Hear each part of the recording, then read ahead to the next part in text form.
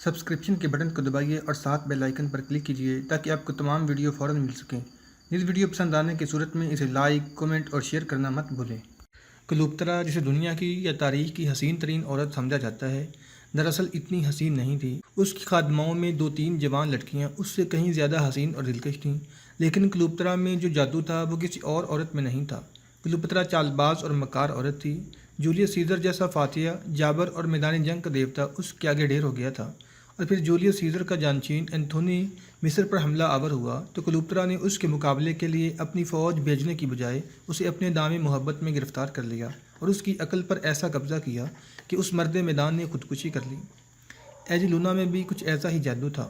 موسیٰ بن نصیر اشبیلیہ میں زیادہ دن نہیں ٹھہرا۔ اس نے ایک کام یہ کیا کہ اپنے بیٹے عبدالعزیز کو اندلس کا امیر مقرر کیا اور اسے تمام تر اختیارات دے دیے۔ وہ دن ایجلونا کی زندگی کا خوشگوار ترین دن تھا۔ ایسا خوش نصیب دن اس کی زندگی میں اس وقت بھی نہیں آیا تھا جب وہ اندلس کے بادشاہ راڈرک کی بیوی تھی۔ وہ راڈرک کی منظور نظر تو بن گئی تھی اور راڈرک اس کی ہر بات مان لیتا تھا، لیکن وہ منمانی نہیں کر سکتی تھی۔ راڈرک نے ملکہ کا درجہ ایک اور بیوی کو دے رکھا تھا۔ اب وہ عبدالعزیز کی بیوی تھی اور منمانیاں کر سکتی تھی۔ موسیٰ بن نصیر نے اشبیلیہ میں رکھا ہوا وہ مال غنیمت اپنے ساتھ لے جانے کے لیے تیار کرایا جو بیت المال کے حصے کا تھا۔ کچھ قیمتی تحفے خلیفہ کے لیے بھی تھے۔ اشبیلیہ میں بھی جنگی قیدی تھے، ان میں کاؤنٹ اور عمرہ وزراء بھی تھے۔ انہیں اپنے ساتھ دمشق لے جانے کے لیے تیار کیا گیا۔ موسیٰ ایک روز اشبیلیہ سے جبل الطارق کو روانہ ہوا۔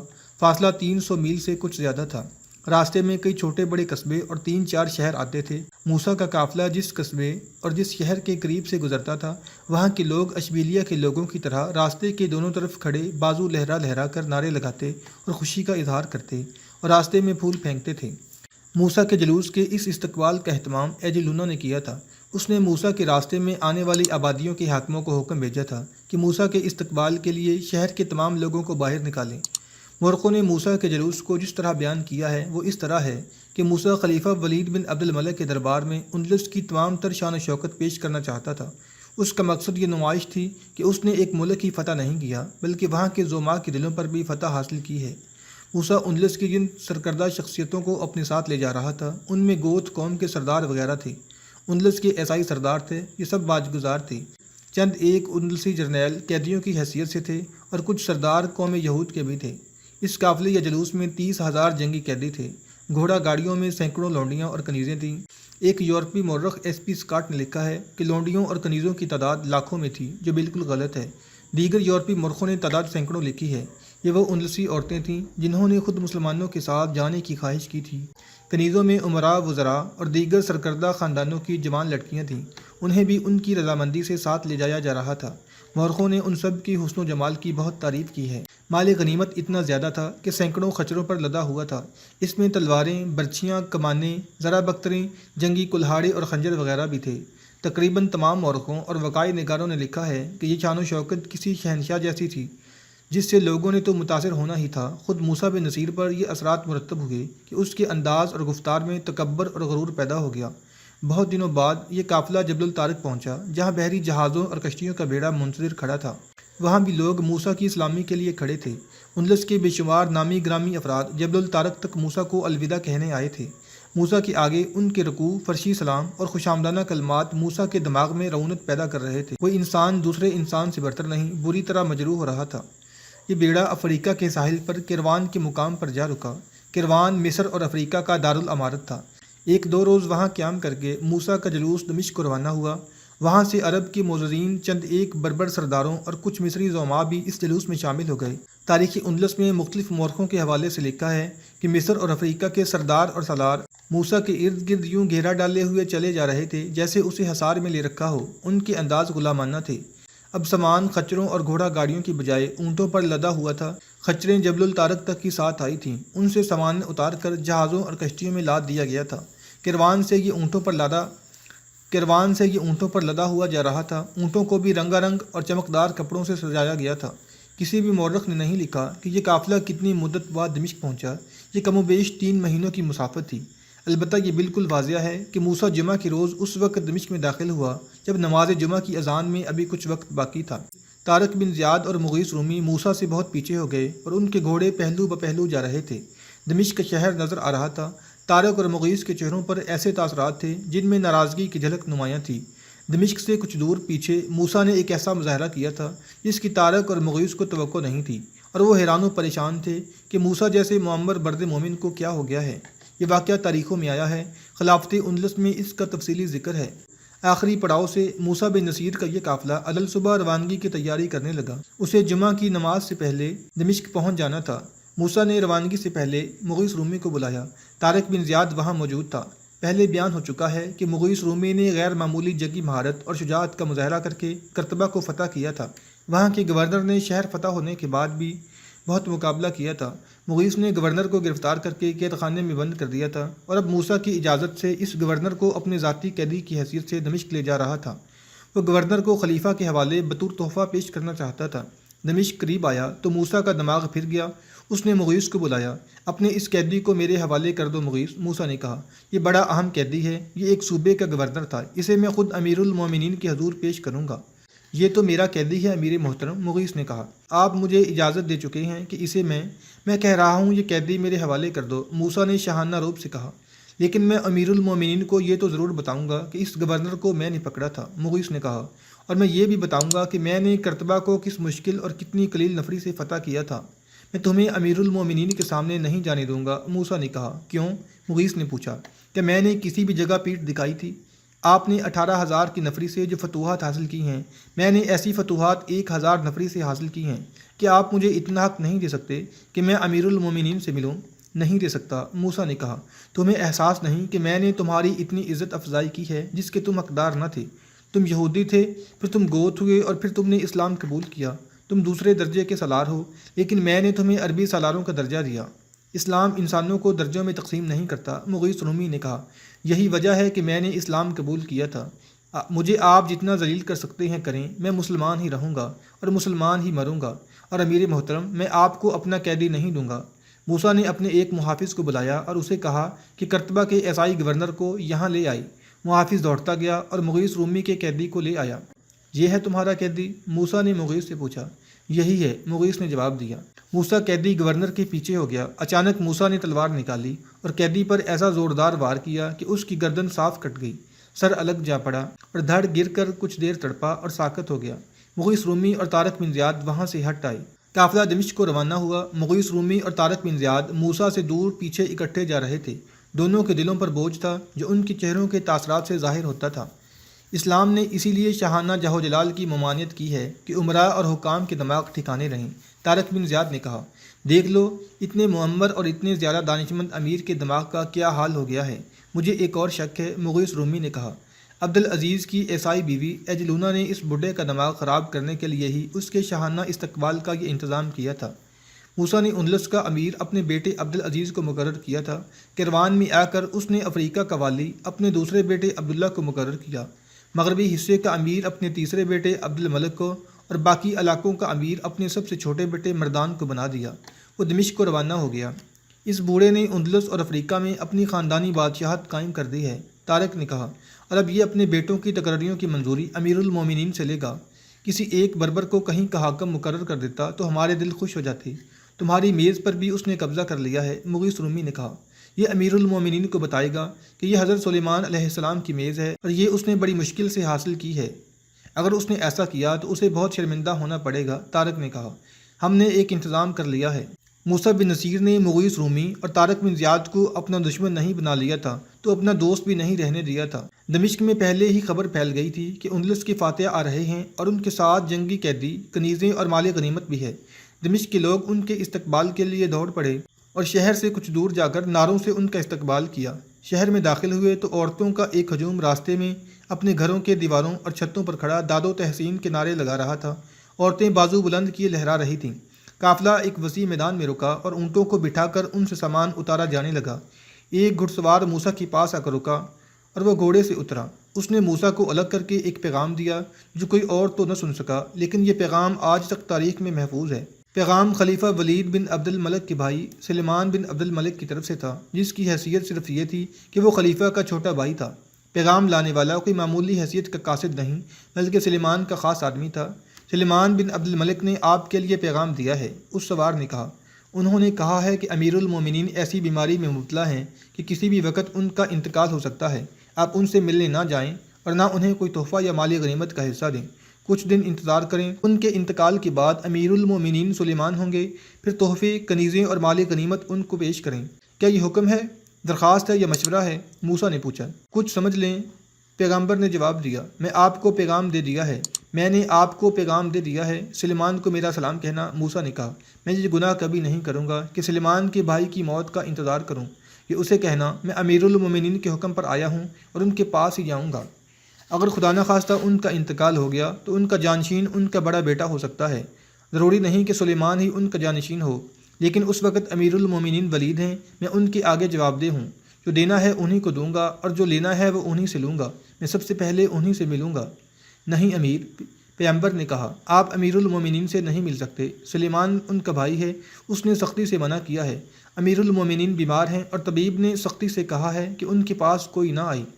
سلیمان کا پیغام لانے والا چلا گیا۔ موسیٰ بن نصیر کو بہت مایوسی ہوئی، وہ تو فوراً خلیفہ ولید کے پاس جانا چاہتا تھا۔ اللہ نے اس کی مراد پوری کر دی۔ وہ اس طرح کہ کسی نے اسے بتایا کہ طبیب کے منع کرنے کے باوجود خلیفہ ولید مسجد میں نماز جمعہ پڑھنے جا رہا ہے۔ وہ نماز پڑھنے نہیں بلکہ نماز پڑھانے جا رہا تھا۔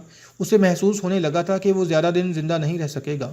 اس کی خواہش تھی کہ وہ آخری بار امامت کی سعادت حاصل کرے۔ وہ مرد حق تھا، ہر لحاظ سے مرد مومن تھا۔ سلطنت اسلامیہ کی توسیع اور فروغ اسلام میں وہ بہت دلچسپی لیتا تھا۔ محمد بن قاسم کو سندھ پر حملے کی اجازت اسی نے دی اور اس کی پشت پناہی کی تھی۔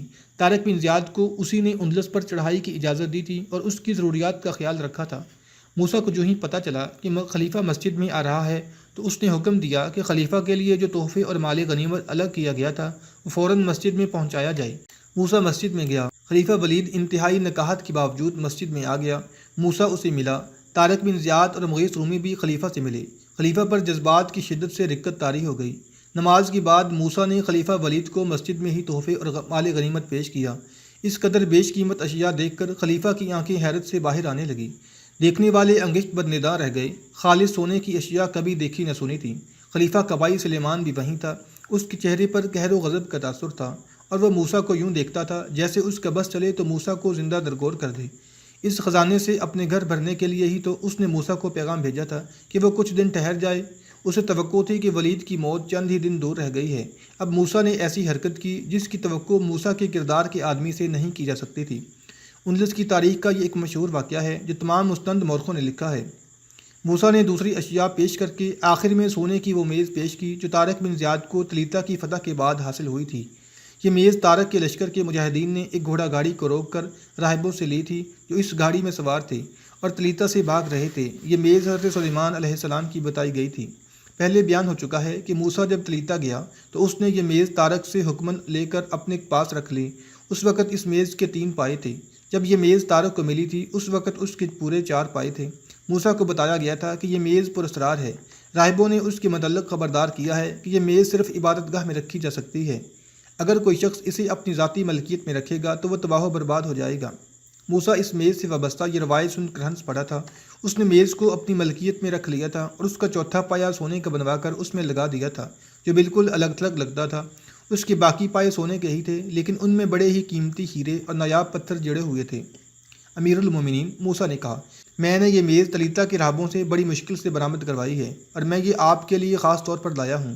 دیکھیے اس میں جو نگینے، ہیرے اور پتھر جڑے ہوئے ہیں یہ آج کل کہیں نظر نہیں آتے۔ یہ میز حضرت سلیمان علیہ السلام کی ملکیت تھی اور نہ جانے کس طرح اندلس میں پہنچی۔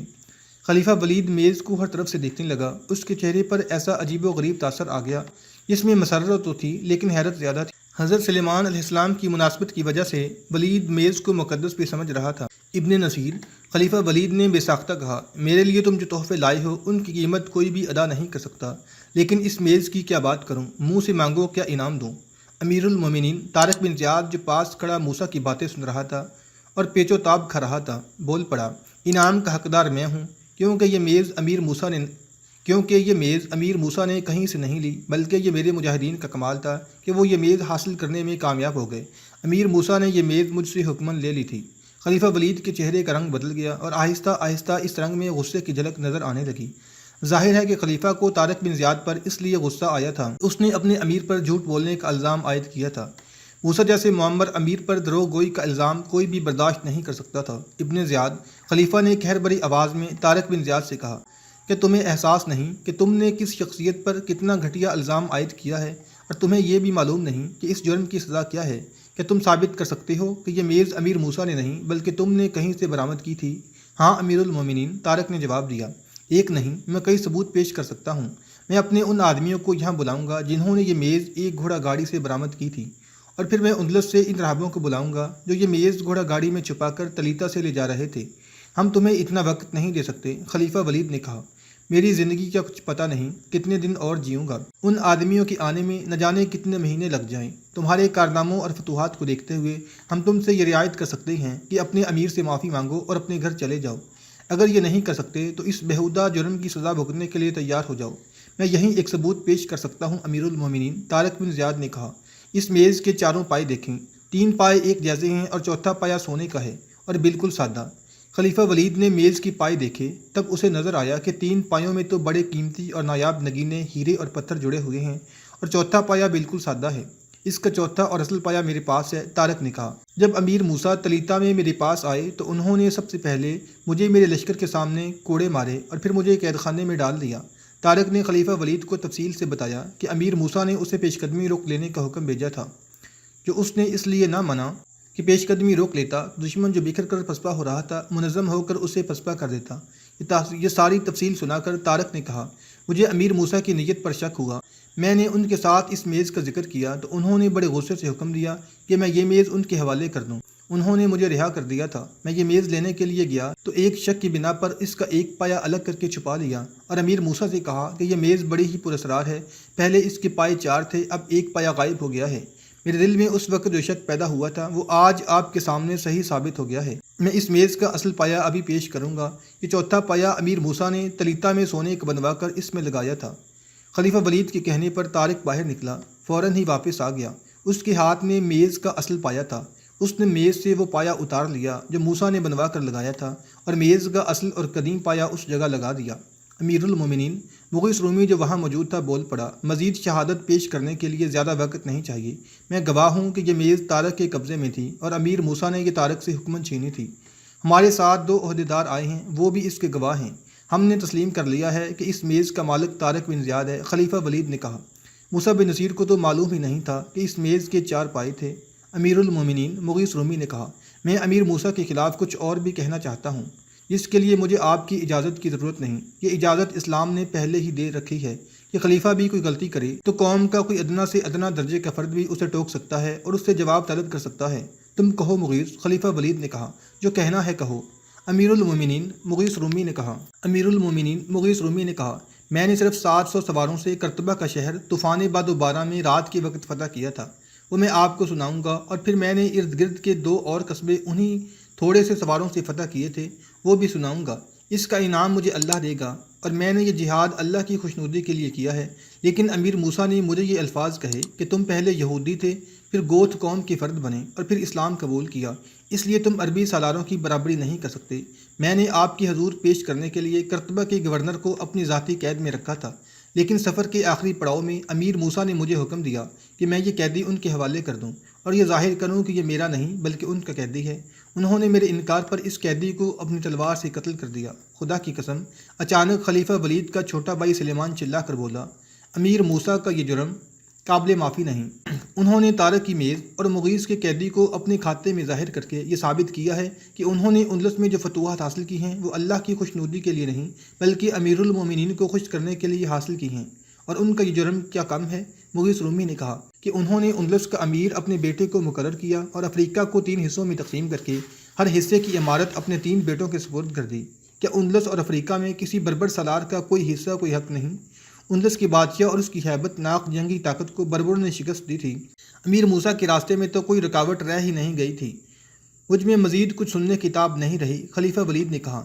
ایک طرف تمہاری وہ فتوحات ہیں جنہیں زمانہ یاد رکھے گا، آنے والی نسلیں تم پر فخر کریں گی اور تمہاری قبروں پر پھول چڑھائیں گی، مگر دوسری طرف تمہارے دلوں اور تمہاری نیتوں کا یہ فتور کہ تم ایک دوسرے کو نیچا دکھانے کی کوششوں میں الجھے ہوئے ہو۔ میں حیران ہوں کہ موسیٰ بن نصیر جیسا معمر، جہاں دیدہ اور دانش مند امیر اس پستی تک جا سکتا ہے تو ملت رسول صلی اللہ علیہ وسلم کا مستقبل کیا ہوگا؟ خلیفہ ولید بڑے اونچے کردار کا انسان تھا اور وہ اللہ سے ڈرنے والا اور ہر کام اللہ کی رضا کے مطابق کرنے والا خلیفہ تھا۔ ان دنوں وہ خاصا بیمار تھا۔ طبیب نے اسے بستر سے اٹھنے سے منع کر رکھا تھا، لیکن اس اطلاع پر کہ اندلس کے فاتحین آ رہے ہیں، وہ نہ صرف اٹھ کھڑا ہوا بلکہ اس نے نماز جمعہ مسجد میں پڑھنے کا ارادہ کر لیا۔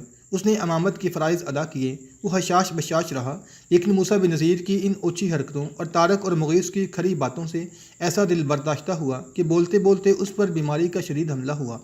ان سب کو 50 ہزار دینار انعام دے دو۔ خلیفہ ولید نے بڑی مشکل سے یہ الفاظ کہے، میں انہیں خالی ہاتھ نہیں جانے دوں گا، سب چلے جاؤ۔ ولید کی حالت بگڑنے لگی اور اسے اٹھا کر بستر پر ڈال دیا گیا۔ طبیب کو بلایا گیا۔ طبیب نے آ کر دیکھا تو بڑے غصے میں سب سے کہا، تم لوگوں نے امیر المومنین کو مار ڈالا ہے۔ تمام مستند تاریخوں میں یہ واقعہ تفصیل سے بیان کیا گیا ہے، اور اس کے بعد لکھا گیا ہے کہ خلیفہ ولید نے حضرت سلیمان علیہ السلام کی میز مکہ بھجوا دی تھی۔ دو مورخوں نے لکھا ہے میز مکہ بھجوانے سے پہلے اس میں سے ہیرے اور پتھر وغیرہ نکال لیے گئے تھے۔ اس کے بعد یہ میز تاریخ کی تاریکیوں میں گم ہو جاتی ہے۔ اس کے بعد خلیفہ ولید سنبھل نہ سکا اور چند دنوں بعد فوت ہو گیا۔ اس دوران مغیث رومی نے امیر موسیٰ کے خلاف خلیفہ کے چھوٹے بھائی سلیمان سے بہت سی باتیں کی تھیں۔ طارق بن زیاد بھی امیر موسیٰ کے سلوک سے نالاں تھا۔ یہ دونوں سالار سلیمان کو یہ باتیں نہ بتاتے تو بھی سلیمان موسیٰ کا دشمن ہو چکا تھا۔ خلیفہ ولید نے اپنی زندگی میں اپنے بڑے بیٹے کو اپنا جانشین مقرر کیا تھا، لیکن موت نے اسے مہلت نہ دی کہ وہ تحریری حکم نامہ جاری کر سکتا۔ اس سے سلیمان نے یہ فائدہ اٹھایا کہ وہ خود خلیفہ بن گیا اور اس کا خطبے میں نام شامل ہو گیا۔ اس نے پہلا کام یہ کیا کہ موسیٰ بن نصیر کو اپنے دربار میں طلب کیا۔ پہلے بیان ہو چکا ہے کہ موسیٰ سے سلیمان نے یہ خواہش ظاہر کی تھی کہ موسیٰ اندلس کے تحفے اور مال غنیمت کا حصہ ولید کو پیش نہ کرے، لیکن موسیٰ نے اس کی یہ خواہش پوری نہ کی۔ ایک تو سلیمان کے دل میں موسیٰ کے خلاف یہ ناراضگی تھی کہ اس نے اس کی بات نہیں مانی، اور یہ ناراضگی اس وقت دشمنی کی صورت اختیار کر گئی جب سلیمان نے وہ تحفے اور مال غنیمت دیکھا جو موسیٰ نے ولید کو پیش کیا تھا۔ یہ تو نایاب اور بے تحاشا قیمتی خزانہ تھا۔ سلیمان نے موسیٰ کو جب اپنے دربار میں طلب کیا تو دربار میں سلیمان کے حاشیہ بردار اور اپنے حلقے کے چاپلوس قسم کے سرکردہ افراد بیٹھے ہوئے تھے۔ موسیٰ بن نصیر، سلیمان نے کہا، آج سے تم کسی بھی ملک کی امیر نہیں ہو، تم بددیانت، جھوٹے اور خائن ہو۔